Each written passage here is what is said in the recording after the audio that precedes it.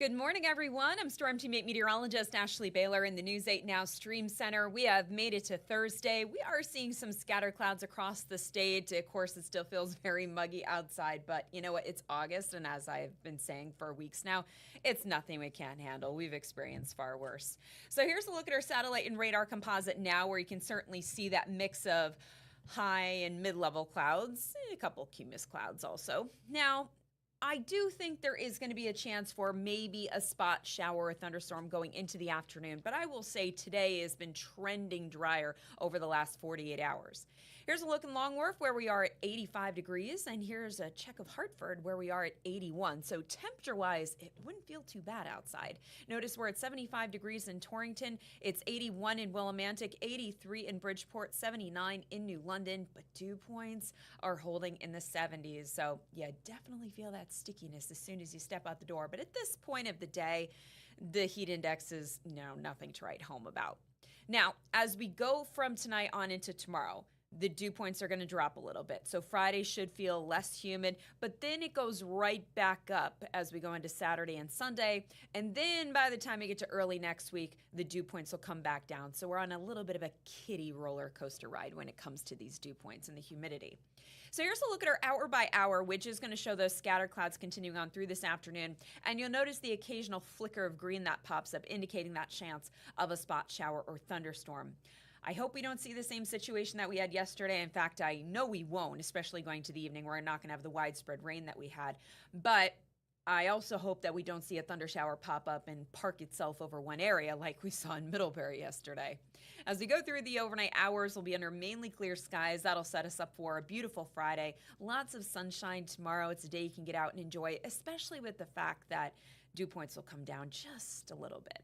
Now, let's take you to the tropics. We just got the latest update from the National Hurricane Center about 20 minutes ago, give or take. So here's a look at Tropical Storm Erin. Over the last 24 hours, it's been looking healthier, and now winds are picking up. It has sustained winds of about 60 miles per hour, and it's still chugging along on a westerly track at 17 miles per hour.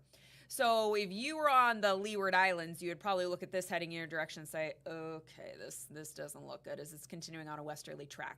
But I do expect we're going to start to see that shift to the north and west. And we're also going to see Erin continue to gain strength, becoming a hurricane as of tomorrow. Here's the thing.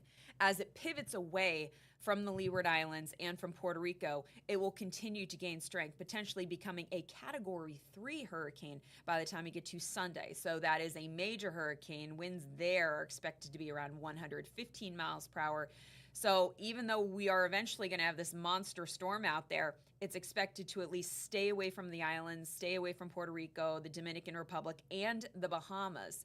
So our hope is that this will kind of thread the needle between the U.S. coastline and this big Bermuda high. But what's going to be caught there could be the tiny island of Bermuda. You can see it right next to the banner, just to the right of the banner there. So I'm hoping this kind of goes between Bermuda and the U.S. But one thing's for sure, one thing we need to be aware of is that with this storm out there is going to be rough surf all the way from Maine to Miami, and there is going to be a much higher risk of rip currents. You know, we don't talk about rip currents a ton up here in New England. You hear of it a little bit more down in Florida, but rip currents are going to be more noticeable, especially for New England areas as we go into the upcoming weekend. So I just want you to be aware of that. So today, scattered clouds, a spot thunder shower is possible with temperatures topping out in the upper 80s to about 90 degrees. Tonight, mainly clear. The humidity is going to come down. Temperatures are going to dip into the mid and upper 60s. And then tomorrow, we're looking at highs in the mid 80s. So even though technically a cold front went by, it wasn't exactly a potent one. Lots of sunshine, less humid tomorrow. But then, as I mentioned, that humidity climbs again for the weekend. But I do think overall, especially when it comes to temperatures, Saturday will still be a comfortable day with highs in the low to mid 80s. Now Sunday, humidity climbs and the temperatures climb. We'll be in the upper 80s to low 90s for Sunday. There will be a chance for a late day shower or thunderstorm. Then we get into next week, and really good chunk of next week looks fine, especially the first half of the week. It will be cooler. It will be more comfortable.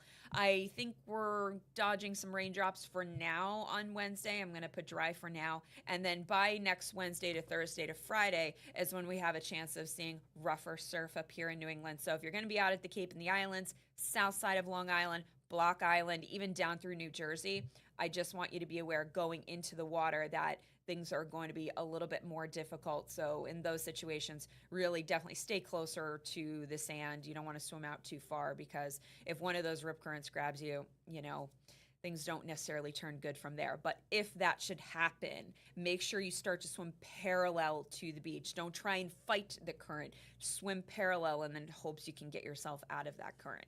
I might actually put up a graphic about that, because I think we're going to be talking about that a lot as we go into next week. All right, guys, I got to go prep for the noon show. I'll see you back here tomorrow. Take care.